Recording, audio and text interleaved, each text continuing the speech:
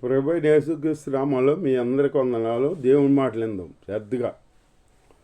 దేవుడు అసలు ఈ లోకానికి ఎందుకు రావాల్సి వచ్చిందంటే, అందరూ పాపం చేసి దేవుడు అనుగ్రహించి మహిమ పొందలేక చీకటిలో సంచరిస్తూ ఉండగా దేవుడు భూలోకాన్ని చూసినప్పుడంట నోవాహు అని ఒక ఆయన నీతిమంతుడిగా కాపాడ్డాడంట.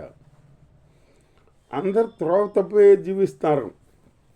జీవిస్తుంటే అప్పుడు దేవుడు ఏం చేశాడు?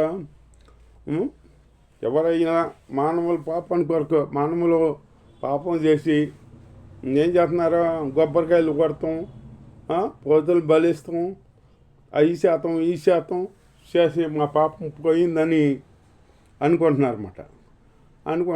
వాళ్ళ పాపం పోదాం అనుకుంటున్నాయి, కానీ అట్లా పాపం పోదాం. మనిషి చేసిన పాపానికి మనుష్యుడే బలి అవ్వాలి. ఆ మనిషిని ఎలాగో పవిత్రమైన మనిషి పవిత్రంగా జీవించి పవిత్రంగా ఉండి నీతిగా జీవించి పరిశుద్ధంగా జీవించి పవిత్రమైన జీవితం చేసి యవన రక్తం చిందించాలి అని లేఖనం ప్రభుత్వాలు రాశారు. లేఖనం రాస్తుందన్నమాట.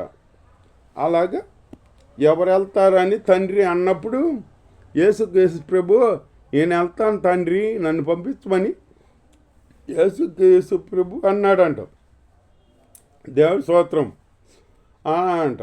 అట్లాగే దేవుడు పరలోకాన్ని విడిచి భూలోకానికి వచ్చాడు. ఎందుకంటే మానవులందరి కొరకు, మానవులు నశించిపోవటం దేవుడికి ఇష్టం లేక యేసు ప్రభుని మన మధ్యకి పంపాడన్నమాట. లోకాన్ని ఎంతగానో ప్రేమించాడు కాబట్టి దేవుడు పంపాడు. యేసు ప్రభులాగా దిగొచ్చాడు, వెలుగై వచ్చాడు. వెలుగై ఉన్న దేవుడు యేసుక్రీస్తు ప్రభు వెలుగై ఉన్న దేవుడు. ఆ వెలుగుని మనం వెంబడించాలి.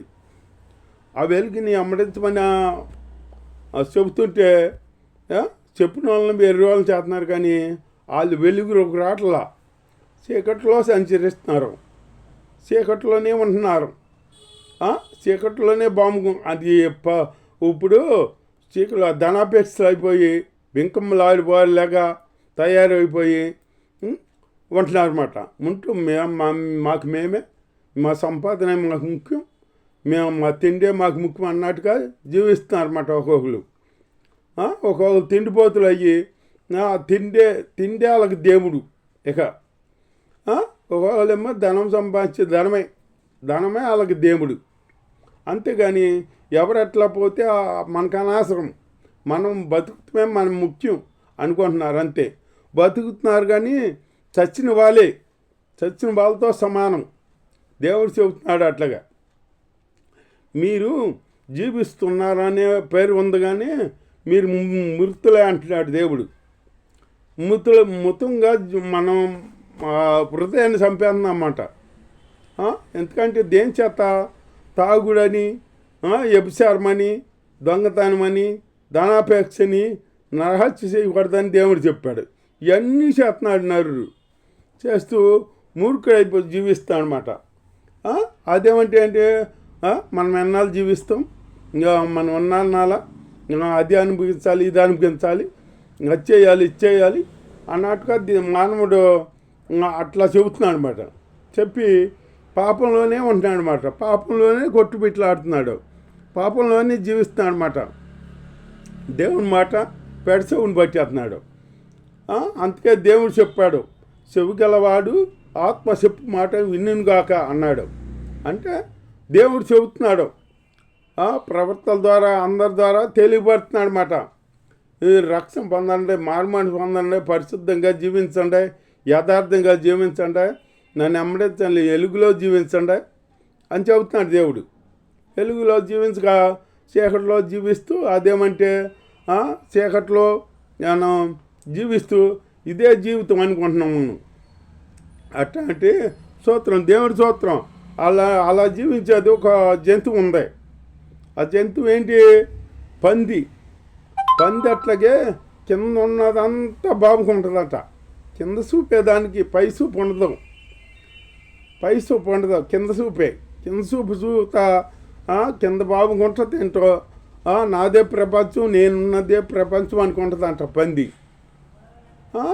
చివరికి వాళ్ళు వస్తారు కదా, యజమానులు వచ్చి, దాని పెంచిన యజమానులు వచ్చి దాన్ని కట్టేసుకుని కాడేసుకుని తీసుకెళ్తారు.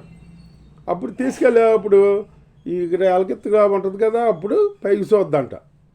పైకి చూసి అప్పుడు అనుకుంటుందంట, నేనున్నదే ప్రపంచం అనుకున్నాను, నేనున్నదే రాజ్యం అనుకున్నాను, పైన ఒక రాజ్యం ఉంది, పైన ఒక ప్రపంచం ఉంది అని అనుకుంటుందంట. అప్పుడు ఎప్పుడు అనుకుంది ఆవిడ, ఆ జంతువు ఎప్పుడు అనుకుంది? చనిపోయే ముందు అనుకుంది. చనిపోయే ముందు అనుకుంటే ఫలితం ఉందా? ఈ నరుడు అట్లాగే ప్రవర్తిస్తున్నాడు అనమాట. దేవుణ్ణి నమ్ముకోరా, యథార్థంగా జీవించరా అని ఎవరని చెప్పారని నాబాటి వాళ్ళు ఏమంటారా? నన్ను ఎంతో జీవితం ఉంది, లోకం అంటే ఎన్నో రకాలుగా చూడాలి, అవి చూడాలి, ఇవి చూడాలి, అనుభవించాలి అంటారు. అంటే జీవితం ఉండగానే అనుభవించాలంట. ఈ బడిస్థానములు ఇవన్నీ అనుభవించేసి ముసలి వాళ్ళు అయిపోతారు చూడు, అప్పుడు దేవుణ్ణి నమ్మాలి. అంతేగాని ఇప్పుడు దేవుణ్ణి నమ్ముతాం ఏంటి?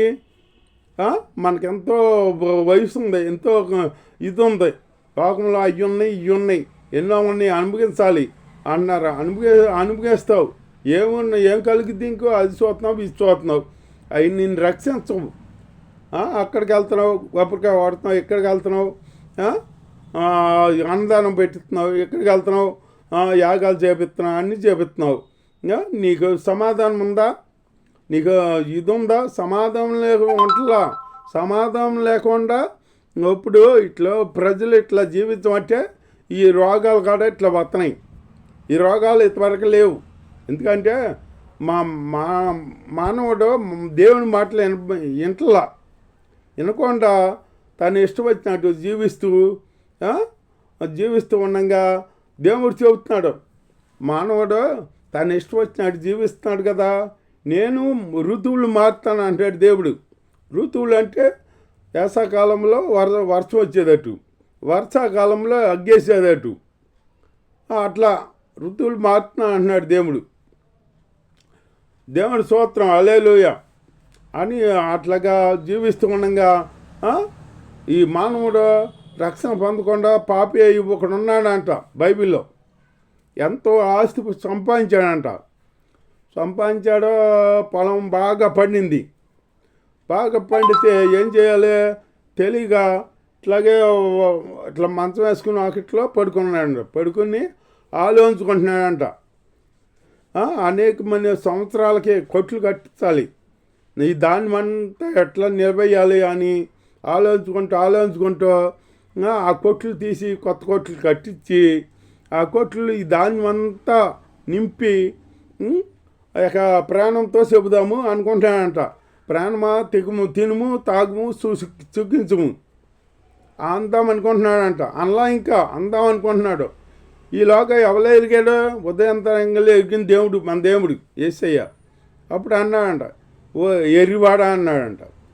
ఎరివాడ అంటే అవును, మన నీతి, మన ఆలోచన దేవుడి దృష్టికి వెరితనం. మన నీతి దేవుడి ఎదుట మురిగొడ్డ. మనం యథార్థంగా ఉన్నాము అనుకుంటున్నాం, మనం దృష్టికి మనం యథార్థంగా లేము. మనం యథార్థంగా ఉన్నామని ఇంకా పక్కవాడిని తప్పు పట్టిస్తాం. మన తప్పు మనం చూసుకోము, ఎదటి వారి తప్పు అట్టుకుంటామన్నమాట. నువ్వు ఆ తప్పు చేసావు, నువ్వు ఈ తప్పు చేసావు, నువ్వు అట్లా చేసావు, నువ్వు ఎట్లా చేసావు అని ఎదుటి వల్ల మేము ఎత్తి చూపిస్తామన్నమాట. ఎత్తి చూపించే స్థితిలో ఉండకూడదు. ఇప్పుడు ఏంటంటే దేవుని స్తోత్రం, దేవుని మందిరానికి వస్తున్నారు, కానీ వచ్చేవాళ్ళు కాడ ఇట్లాగే మొదలెట్టారు. వాళ్ళు తప్పు చేశారు, వాళ్ళు అట్లా ఏం తప్పు చేశారో అది తెలుసుకుందాం, వీళ్ళు ఏం తప్పు చేశారో తెలుసుకుందాం, అది ఎత్తి చూపిద్దాం అని అనుకుంటున్నారు. అందుకే దేవుడు చెబుతున్నాడు, ముందు నీ కంటిలో దూలం తీసుకో, తర్వాత నీ సహోదరి కంటిలో నలుసు ఎత్తుకు, ఇప్పుడు తేటగా కనపడుతుంది నీకు అని చెబుతున్నాడు దేవుడు. అట్లా చేయకుండా మనం ఏం చేస్తున్నాం, మన తప్పు మనం కప్పుకుంటున్నాం అన్నమాట. కప్పుకుంటూ ఎదుటి వాడి తప్పు ఎత్తి పట్టిస్తున్నాం అన్నమాట. ఎత్తి చూపుతాం. ఇదిగో నువ్వు ఆనాడు ఈ తప్పు చేసావు, ఈనాడు ఈ తప్పు చేసావు, నువ్వు పాపివి అని అని చూపిస్తున్నారు. అంతేగాని రక్షణ పొందుతాము, నిజదేవుని తెలుసుకుందాము, యథార్థంగా జీవిస్తాము అన్న ఇచ్చిన ఎవరికి లేదు, అన్న మాట ఎవరికి రావట్లా, ఆలోచన ఎవరికి రావట్లా. జీవిస్తున్నారు తిని తాగుతూ ఆడితే 5% ఈ శాతం భూలోకంలో ఇట్లాగా ప్రవర్తిస్తూ ఉండగా అప్పుడు యేసుక్రీస్తు ప్రభువులాగా దేవుడు మన మధ్యకి దిగి వచ్చాడనమాట. వెలుగై వచ్చాడు. చీకటిలో కూర్చున్న వాళ్ళు గొప్ప వెలుగుని చూశారని లేఖనం తెలుగుపడుతుంది. చీకటిలో కూర్చున్న వాళ్ళు గొప్ప వెలుగుని చూశారు, అందుకే వెలుగై ఉన్న దేవుడు మన దేవుడు. ఇట్లాగే అపొస్తలులైన ఇప్పుడు పౌలుగా కిత్తం సౌలు క్రైస్తవులు అందరినీ హింసిస్తున్నాడంట. హింసిస్తా యేసుక్రీస్తు ప్రభు కాదు అని చెప్పేసి ఆయన యెహోవా భక్తుడు, యేసుక్రీస్తు ప్రభు కాదు అని వాళ్ళని హింసిస్తున్నాడంట. హింసిస్తుంటే పాపం వీళ్ళు మరపెట్టుకున్న దేవుడికి ప్రార్థన చేస్తున్నారు. ఏం చేస్తారు క్రైస్తవులు, ఏం చేయగలరు? ఏదైనా చేయాలంటే చేయలేముగా. దేవుడు చెప్పాడు, నువ్వు తోటి వాడిని ప్రేమించు, నిన్ను శ్రమ పెట్టిన వరకు నువ్వు ప్రార్థన చేయమన్నాడు. అంతేగాని నువ్వు వాళ్ళు నిన్ను కొడతాకొస్తే నువ్వు కాడ కొట్టు అని చెప్పలా దేవుడు, మన దేవుడు. అంతగా నిమిత్తం క్రైస్తవుడు నిదానంగా అట్లా ఊరుకునేది. అంతేగాని మన దేవుని బట్టి క్రైస్తవుడు అట్లా ఊరుకునేది. వాళ్ళు ఏం చేసినా ఏం చేయలేక కాదు. వాళ్ళు మనుషులే, వాళ్ళు ఉప్పు కారం తింటున్నారు, మనం ఉప్పు కారం తింటున్నాం. మనకే పౌరుషం ఉంటుంది కానీ మన దేవుడు ఏం చెప్పాడా, నువ్వు కొట్టిన వాడిని కొట్టొద్దు, తిట్టిన వాడిని తిట్టొద్దు అని చెప్పాడు దేవుడు. మనం చేసేదేంటి ప్రార్థనే. ఇంకా నీ శత్రువుకి పిలిచి భోజనం పెట్టమన్నాడు దేవుడు. నీ శత్రువుకి పిలిచి భోజనం పెడితే నువ్వు అతని మీద ఇన్ని నొప్పులు తీసి అట్లా వేసినట్టే, నొప్పులు వేసినట్టే, కానీ ఆయనకు తెలీదు. అట్లాగే ఒకసారి అంట దేవుని బిడ్డలని ఇట్లా బాధపడుతుంటే లోతు ఇంటికి 4 వచ్చారంట. 4 దేవదూతలు ఎంతో చక్కగా ఉన్నారంట. ఉంటే ఆ ప్రాంత బిడ్డలో మూర్ఖులు అయిపోయి విశిక్ష జ్ఞానం లేకుండా ఆ లోతు ఇంటికి వచ్చారంట.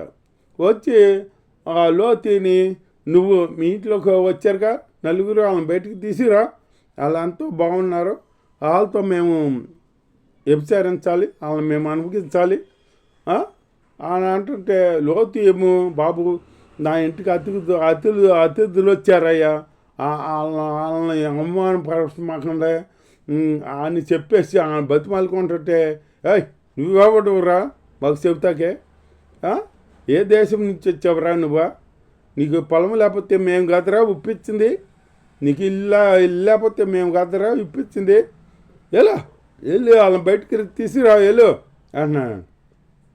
లోతు ఏమో బతిమాలుకుంటున్నాడంట. బాబు వాళ్ళు నా ఇంటికి వచ్చారు, అతిథులుగా వచ్చారు, వాళ్ళని ఏం చేయమాకండి, అవమానం చేయమాకండి, మీకు కావాలంటే ఇగో నాకు పెళ్ళిలో కానీ కూతురులు 2 ఉన్నారు, పురుషుడు మొహం ఎరగకుండా పెరిగేరాళ్ళు, మీ సిద్ధమైతే వాళ్ళని తీసుకొస్తా బయటికి, వాళ్ళని మీకు ఇష్టమైనట్టు చేసుకోండి, అంతేగాని నా ఇంటికి వచ్చిన వాళ్ళని బాధ పెట్టమాకుండా అవమానపరచమాకండి అంటే వీళ్ళు వింటారా పెడతారా? కళ్ళు మూసిపోయిన వాళ్ళు, పొరలు గమ్మిన వాళ్ళు పాపంలో జీవిస్తున్నారు. ఇంట్లా వినకుండా తీసుకురారా, మా మాట మాకు చెప్పుకోడు అయ్యావు, నువ్వు మా మధ్య తీరపడబడి నువ్వు ప్రయాసకు వచ్చావురా ఈ ప్రదేశం నువ్వా అని నోటికి వచ్చేటట్టు మాట్లాడుతున్నారంట. మాట్లాడుతుంటే అప్పుడు ఈ వచ్చారుగా దేవుడి సన్నిధి నుంచి 4 దేవదూతలు. ఆ దేవదూతలు ఈ లోతు బతిమాలతం, వాళ్ళు అంటాం ఇని చివరికంట లోతుని చేయబట్టుకు ఇంట్లోకి లాగేశారంట. ఇంట్లోకి లాగేసి తలుపేశారంట. తలుపైతే ఆ దూరం కనుక్కొని లేక ఇక వీళ్ళు ఇంటి చుట్టూరు తిరుగుతున్నారంట. అట్లాగే మనం మనం దేవుణ్ణి ప్రార్థన చేసుకోవాలి. మన పక్షాన ఎవరన్నా మనల్ని బాధపెట్టాలని వస్తే దేవుడే మన పక్షాన్ని కార్యం చేస్తాడు.